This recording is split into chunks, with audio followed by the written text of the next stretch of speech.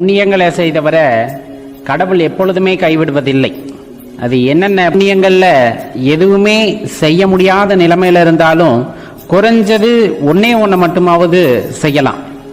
பிறர் மனசு ரொம்ப கஷ்டப்பட்டு வாழவே முடியல அப்படிங்கிற சூழ்நிலையில யாராச்சும் இருக்காங்க அப்படின்னா அவங்க மனசு ஆறுதல் அடைகிற வகையில பேசினாலே அதை விட பெரிய புண்ணியம் எதுவும் இருக்காது. அந்த குணம் நிறைய பேர்த்துக்கு உங்களிடம் இருக்கும்னு நினைக்கிறேன். பிறர் கஷ்டப்படுவதை பார்த்தால் பொறுத்து கொள்ள முடியாத மனம், அவர்களுக்கு சென்று ஆறுதல் கூறுவது, அவர்களை வாழ்க்கையில் தேற்றுவது அப்படின்னு இந்த ஒரு அற்புதமான குணம் உங்கள் அனைவரிடமும் இருக்கும் என்று எதிர்பார்க்கிறேன்.